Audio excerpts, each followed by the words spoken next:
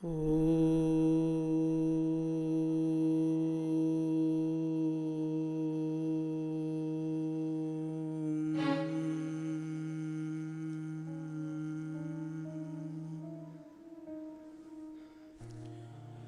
श्रद्धेय वंदनीय हम सब के लिए आदर्श, प्रेरणा और ऊर्जा के स्रोत पूज्य स्वामी जी, आज दीपावली के इस पावन पर्व पर इस पतंजलि योगपीठ के पवित्र इस परिसर में सभी उपस्थित हमारे पूज्य संत, पूज्य साध्वी बहनें, हमारे संगठन के सब वरिष्ठ भाई बहन और पूरे देश के कोने कोने से यहाँ पर पधारे हुए हमारे स्वास्थ्य साधक, हमारे आयुर्वेद महाविद्यालय, विश्वविद्यालय और हमारे गुरुकुलम के सभी हमारे छात्र छात्राएं, आज का दिन बहुत पावन दिन है। भारतीय सनातन संस्कृति में हम जहाँ भगवान श्री राम को स्मरण करते हैं, उनके आगमन के पलों को याद करते हुए अपने आप को भाव विभोर करने का प्रयास करते हैं। अपने अंतर के द्वंद्व को, पीड़ा को, विषमताओं को भुला करके हर्ष, उल्लास और प्रसन्नता को व्यक्त करने के लिए हम सब पवित्र दीपों के द्वारा अपने आप को उद्बुद्ध करने का प्रयास करते हैं।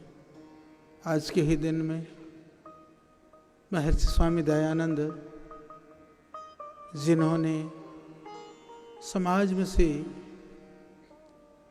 लुप्त होता हुआ जो धर्म था, उस धर्म से पुनः हमको परिचित कराने का प्रयास किया। ऋषि दयानंद का सबसे बड़ा ऋण यह है, हम धार्मिक तो थे पर इतने टुकड़ों में हम बट गए थे, इतने शाखा प्रशाखाओं में हम भटक गए थे, हमें बोध भी न था हमारे धर्म का मूल क्या है।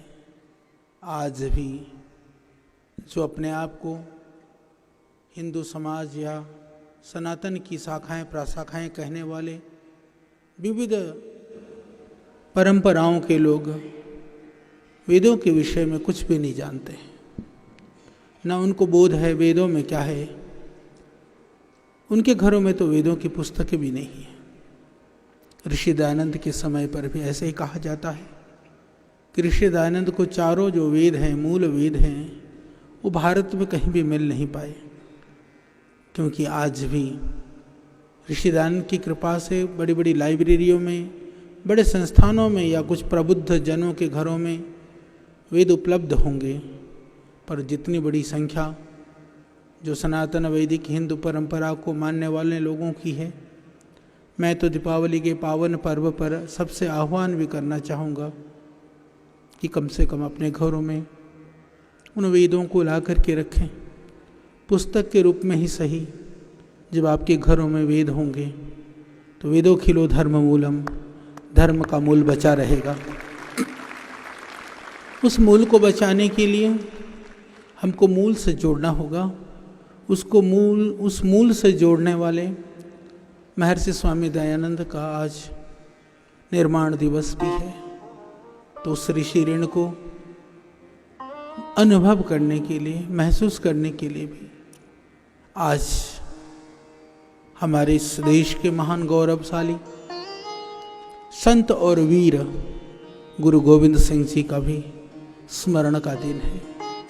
उन्होंने मानव जाति के लिए, हिंदू सनातन परंपरा के लिए एक बड़े शिष्य के रूप में जो योगदान दिया, उस महान गुरु को भी आज स्मरण करने का दिन है। भगवान महावीर स्वामी ने जिस संवेदना को, जिस मानवीय मूल्यों को इस धरा पर स्थापित करने का जो प्रयास किया, उन्होंने अहिंसा परमो धर्म कह करके सभी तरह की हिंसा में रत प्राणियों को उन हिंसाओं से मुक्त करने का जो भगीरथ प्रयास किया, आज उनका भी निर्माण दिवस है। तो जिन्होंने इस धर्म के मूल को सींचा, जिन्होंने इस धर्म को व्यापक बनाने के लिए अपना सर्वस्व न्यौछावर किया, उन सारे महापुरुषों का स्मरण करते हुए आज का दिन हम संकल्प लेते हुए कि उन्हीं मार्गों पर हम भी चलेंगे, उनकी प्रेरणाओं को अपने अंतर में धारण करके अपने को ऊर्जा से और दीपक से हम परिपूर्ण करेंगे, अपनी ज्योति को जगाएंगे और लक्ष्य को प्राप्त करेंगे। इसीलिए हम बाहर की ज्योति जगा करके पूरी धरा को जगमग करने का प्रयास करते हैं। जब हम पूरी धरती को ज्योति से जगमग कर सकते हैं तो अंतर तो एक छोटा सा टुकड़ा है उस धरती का, क्या हम उसको जागृत, चेतन और जगमग नहीं कर सकते हैं? कर सकते हैं। यही संकल्प हम बाहर दीपक जलाते हुए लें कि जब हम अपने बाहर के दीपक को जला करके धरती को जगमग कर सकते हैं तो अपने अंतर में भी ज्योति जगा करके इस देह रूपी पिंड की जिसने रचना की है उसको स्मरण करते हुए अपने पिंड को भी हम जगमग कर सकते हैं। असतो मा सद्गमय तमसो मा ज्योतिर्गमय मृत्योर्मा अमृतम गमय, इस मंत्र को हम जीवन के अंधकार से प्रकाश के लिए हमेशा याद करते हैं। मैं आज सोच रहा था कि ऋषियों ने सिर्फ 3 ही बातें क्यों कही यहाँ पर, असतो मा सद्गमय तमसो मा ज्योतिर्गमय मृत्योर्मा अमृतम गमय। तो जीवन की अंतिम प्राप्ति तो अमृत ही तो है, जिसको हम मोक्ष कहते हैं, जिसको हम निर्वाण कहते हैं, जिसको हम कैवल्य कहते हैं। हम किसी भी रूप में कहें तो असतोमा सद्गमय, इसका अर्थ यह है कि सबसे पहले यदि आपको अमृत की प्राप्ति की अभिलाषा है तो जीवन में जो हमारा जो स्वभाव है, ये जो मन है ना, ये मन असत की ओर ज़्यादा दौड़ता है। हमको बोध होता है यह सही नहीं है, यह उचित नहीं है, क्योंकि महर्षि स्वामी दयानंद कहते हैं सबकी आत्मा जो है वो सत्य और असत्य को जानने वाली तो होती है। जब आत्मा को पता है सत्य और असत्य क्या है तो इस दुनिया में फिर भी इतना असत्य का बोलबाला क्यों है? हमारे जीवन में ही असत्य का बोलबाला क्यों है?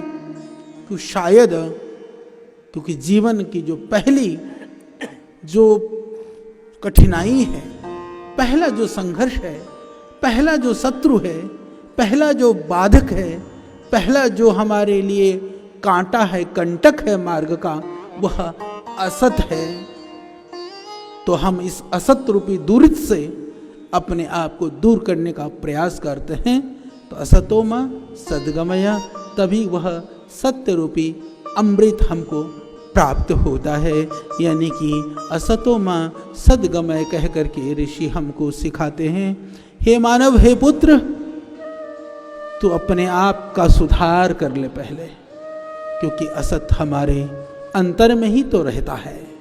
उस अंतर को, उस व्यवहार, स्वभाव और आदत को तुम ठीक कर डालो, ठीक कर लो। यही ऋषि बार बार समझाते हुए हमें मात्र एक शब्द में हमको झंकृत कर रहे हैं, जागृत कर रहे हैं, हमारे अंतर को उद्बुद्ध करने का प्रयास कर रहे हैं कि असतो मां सद्गमय, कि हे मानव, अपने अंदर के यह जो कलुषित मलिन जो भाव है उसको धो डाल, उसको धो डाल। जिस दिन हम उसको धोएंगे ना, तब सत्य में स्थित हो जाएंगे। सत्य में स्थित हो जाएंगे जब हमारा व्यवहार और स्वभाव सुधर जाए। तब कहा तमसो मां ज्योतिर्गमय। तो फिर जीवन के, जब हमने सत्य पर हम आरूढ़ हो गए, जीवन के जो तमस हैं, कितने भी विषमताएं हों, कितनी भी जटिलताएं हों, कितनी भी कठिनाइयां हों, कितनी भी बाधा हो, उन सारी बाधाओं को, उन विषमताओं को,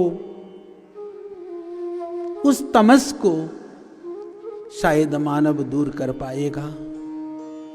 सत्य में स्थित रहने वाला व्यक्ति वही जीवन के संघर्षों की बड़े बड़े ऊंचाइयों को चढ़ सकता है। सारे संघर्ष को और विघ्नों को पार करता हुआ, तब वह उसका जो मार्ग का तमस है ना, वह तमस में कभी भटकता नहीं है। जीवन का असत ही हमें मार्ग के तमस में भटकाता है। यह समझाने के लिए ऋषियों ने कहा तमसो मां ज्योतिर्गमया। अरे सत्य में स्थित रहोगे, यदि तमस से बचना चाहते हो तो जिंदगी के असत से बचो। जिंदगी के असत को लेकर के चलने वाला कितने भी चढ़ाइयां चढ़े, वो जीवन के तमस से नहीं बच सकता है। तो पहला शर्त है, पहला नियम है कि जीवन की असत को, उससे जीवन को बचा लो, बचा लो, बचा लो। बचोगे तो तमस तो फिर टिक नहीं पाएगा। इसीलिए कहा तमसो मां ज्योतिर्गमया। तमस से बचोगे तो ज्योति तो अपने आप दिखने लगेगा ना।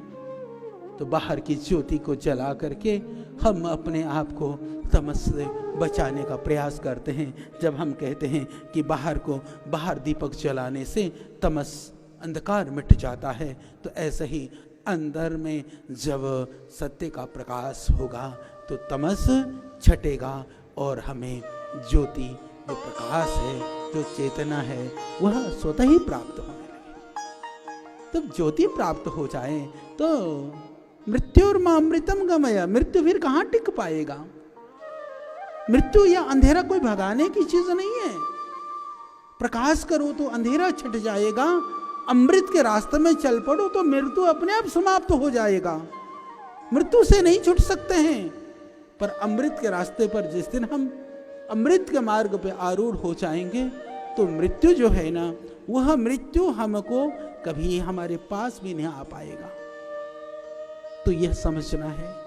तो यह मध्य की कड़ी है, तमसो मां ज्योतिर्गमया।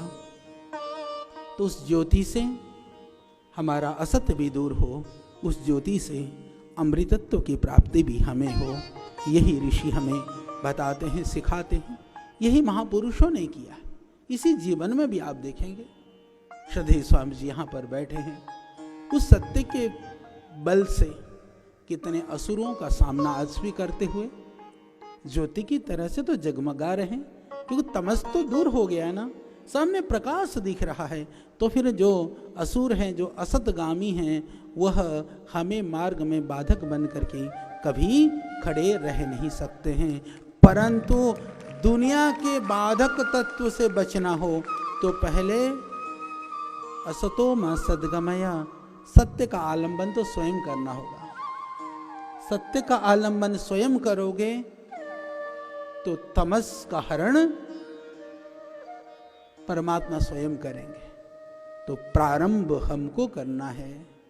उस असत को छोड़ करके हमें बोध है, जिस बोध को हम जानते हैं, आज संकल्प लें, उस बोध पर हम आरूढ़ होकर के उस सत्य रूपी घोड़े पर चढ़ करके, उस सत्य रूपी घोड़े में चढ़ करके हम ज्योति की प्राप्ति करेंगे। असत को छोड़ दिया, सत्य हमारा हो गया, तो तमस तो अपने आप छटने लगेगा। तमस हटा तो ज्योति ही ज्योति दिखेगा। जहां जीवन में सत्य हो तो प्रकाश से कौन रोक सकता है? कौन हमें उस प्रकाश से वंचित कर सकता है? चारों ओर वह आनंद, वह ज्योति, वह मस्ती, वह तुम्हारा सहचर बनेगा, तुम्हारा साथी बनेगा। फिर ढूंढना नहीं पड़ेगा, क्योंकि वो तुम्हारे अंतर का पार्ट होगा, वो अंदर का अंश होगा। उस अंश को तुमसे कोई वंचित नहीं कर पाएगा। जिस दिन कोई तुम्हारी उस ज्योति को तुमसे वंचित न कर पाए, मृत्यु तो तुम्हारा क्या बिगाड़ेगा। मृत्यु मां अमृतम गयमाया, उस अमृत को स्वतः ही आप प्राप्त कर सकेंगे।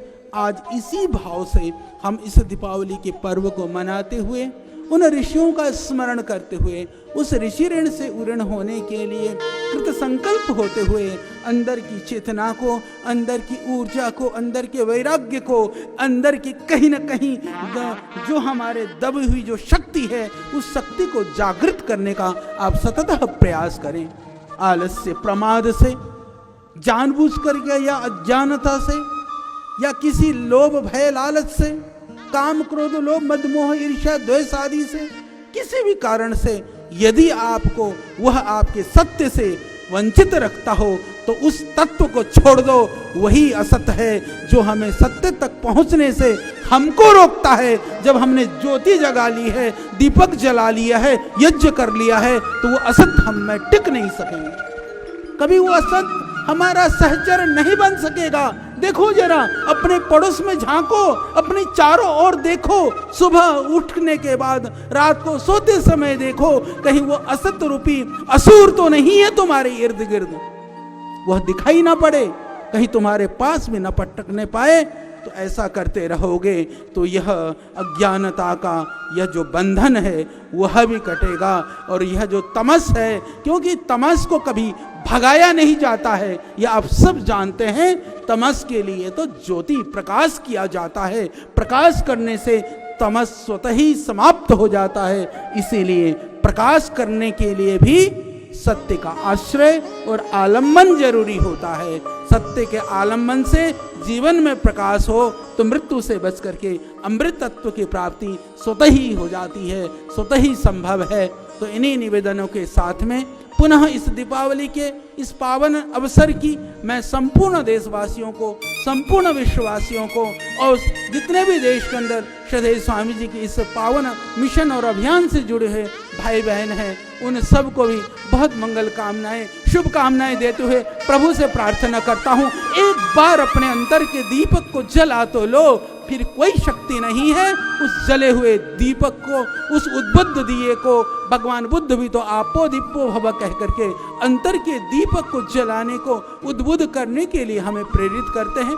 सभी महापुरुषों ने यही तो प्रेरणाएं हमें दी हैं और हम सौभाग्यशाली हैं।